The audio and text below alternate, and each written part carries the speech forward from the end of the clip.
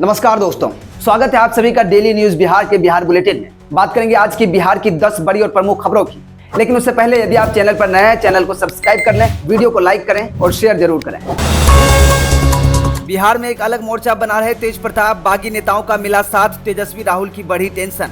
बता दें, परिवार और पार्टी से निष्कासित हो चुके तेज प्रताप यादव महागठबंधन के लिए नया बखेड़ा करने में लग गए हैं। पहले तो उन्होंने हसनपुर छोड़ महुआ विधानसभा क्षेत्र से निर्दलीय दांव आजमाने के साथ टीम तेज प्रताप के कुछ सदस्यों को चुनावी मैदान में उतारने की घोषणा की थी और अब 5 छोटे छोटे राजनीतिक संगठनों के साथ एक नया मोर्चा बना लिया है। इस बार आमने सामने के दोनों गठबंधनों एनडीए और महागठबंधन से इतर यह पहला मोर्चा अस्तित्व में है।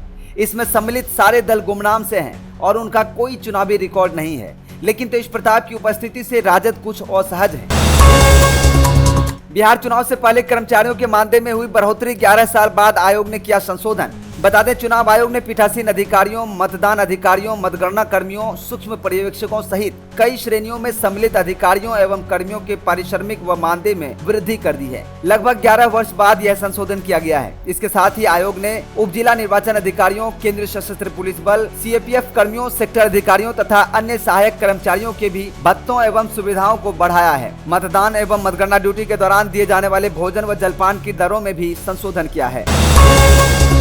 बिहार के करोड़ों लोगों के खातों में नीतीश सरकार सामाजिक सुरक्षा पेंशन की राशि को भेजने वाली है। 10 अगस्त की सुबह 10 बजते ही लोगों के खाते में राशि गिरने का सिलसिला शुरू हो जाएगा। सामाजिक सुरक्षा पेंशन के तहत बढ़ी हुई राशि का दूसरा किस्त सरकार की ओर से जारी किया जाएगा। 1 करोड़ 12 लाख से अधिक लाभार्थियों के खाते में राशि ट्रांसफर की जाएगी। बिहार सरकार ने हाल ही में अभी पेंशन की राशि को 400 से बढ़ाकर 1100 रुपए कर दिया था। इसकी पहली किस्त 11 जुलाई को लोगों के खाते में गई थी और अब दूसरी किस्त इसके तहत ही 1247.34 करोड़ रुपए डायरेक्ट बेनिफिट ट्रांसफर के माध्यम से लाभार्थियों को भेजे जाएंगे। बुजुर्गों और विधवा महिलाओं के अलावा दिव्यांगों को इसका लाभ मिलेगा। सरकार की ओर से इसे पेंशन पर्व की तरह मनाया जा रहा है।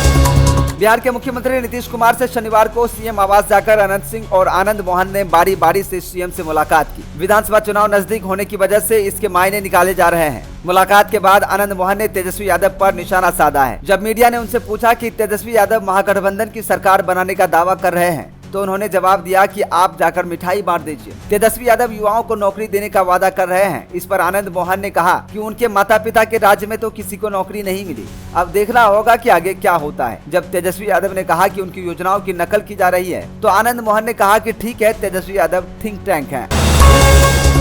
बिहार पुलिस में अब मैनुअल कामकाज बीते दिनों की बात होगी। प्राथमिकी से लेकर सराहत तक, शिकायत से लेकर कंप्लेन तक सब कुछ लैपटॉप और टैब पर दर्ज किया जाएगा।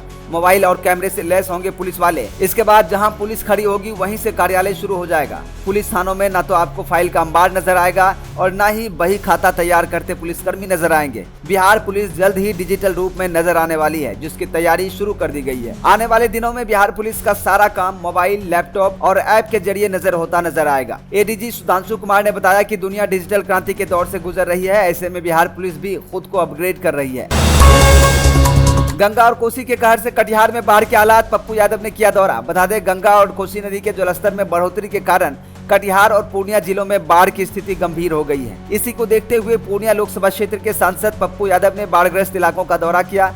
अपने दौरे की शुरुआत उन्होंने कटिहार जिले के कुर्सेला से की, जहां उन्होंने दक्षिणी मुरादपुर पंचायत के कई गांवों में बाढ़ पीड़ितों से मुलाकात की। उन्होंने अपने निजी खर्च पर नाव का इंतजाम भी करवाया। इसके बाद वे रुपौली प्रखंड के बाढ़ प्रभावित गाँव में पहुंचे, जहां उन्होंने सोहरा, सपहा, नंदगोला जैसे कई गाँवों का निरीक्षण किया और लोगों की समस्याएं सुनी। ग्रामीणों ने राहत सामग्री की कमी और आवागमन की समस्या की शिकायत की। सांसद पप्पू यादव ने प्रशासन से राहत और पुनर्वास कार्यों में तेजी लाने की मांग की और पीड़ितों को तुरंत खाद्यान्न, चिकित्सा सुविधा और सुरक्षित ठिकाने उपलब्ध कराने को कहा।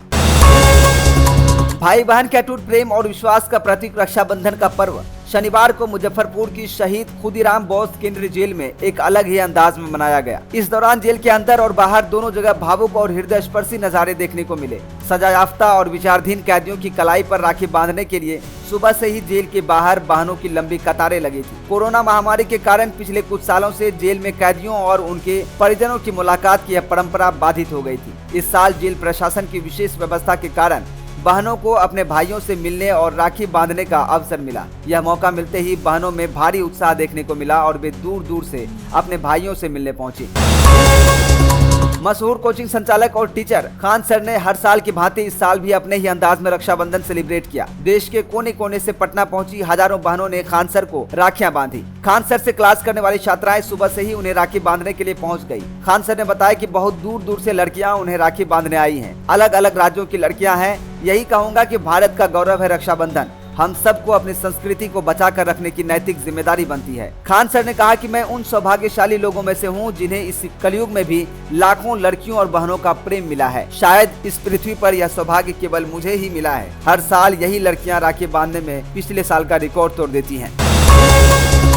बिहार में गंगा, कोसी, बागमती, बूढ़ी गंडक, पुनपुन और घाघरा नदियों के जलस्तर में लगातार बढ़ोतरी जारी है। राज्य के कई स्थानों में ये सभी नदियां लगातार खतरे के निशान से ऊपर बह रही हैं। वाल्मीकिनगर बराज से गंडक नदी के डिस्चार्ज में शनिवार को अच्छी खासी बढ़ोतरी दर्ज की गई है। सभी नदियों के निचले इलाकों में बाढ़ का पानी प्रवेश कर चुका है। इससे सरकार और स्थानीय प्रशासन के जलस्तर पर राहत और बचाव का काम शुरू किया गया है। जल संसाधन विभाग ने अपने सभी तटबंधों को सुरक्षित होने का दावा किया है। अभियंता और अधिकारी सभी तटबंधों की लगातार निगरानी कर रहे हैं। एनडीआरएफ और एसडीआरएफ को अलर्ट पर रखा गया है। बिहार के इन जिलों में कल होगी भारी बारिश। इस दिन तक बिगड़ा रहेगा मौसम। बता दें, पिछले कुछ दिनों से बारिश का दौर जारी है। पटना समेत अन्य जिलों में भारी बारिश हो रही है। मौसम विभाग ने अगले 7 दिनों के मौसम की जानकारी दी है। अभी बारिश का दौर जारी ही रहेगा। मौसम विज्ञान केंद्र के मुताबिक 13 अगस्त के आसपास बंगाल की खाड़ी से उत्तर पश्चिम और उसके सटे पश्चिम में निम्न दबाव का क्षेत्र बनने की संभावना है, जिसका असर बिहार पर भी पड़ेगा। बिहार के न्यूनतम व अधिकतम तापमान में कमी आएगी। मौसम विज्ञान केंद्र के मुताबिक अगले 2 दिनों के दौरान राज्य में अनेक स्थानों पर हल्की से मध्यम के स्तर की वर्षा एवं 11 से 13 अगस्त के दौरान राज्य के उत्तरी जिलों के भागों में भारी बारिश होने की संभावना है। तो ये थी बिहार की आज की 10 बड़ी और मुख्य खबरें। इनमें से कौन सा खबर आपको अच्छा लगा, साथ ही आप वीडियो कहां से देख रहे हैं कमेंट करके जरूर बताएं। चैनल पर नए, चैनल को सब्सक्राइब कर लें, वीडियो को हाइप करें, वीडियो को ज्यादा से ज्यादा शेयर जरूर करें।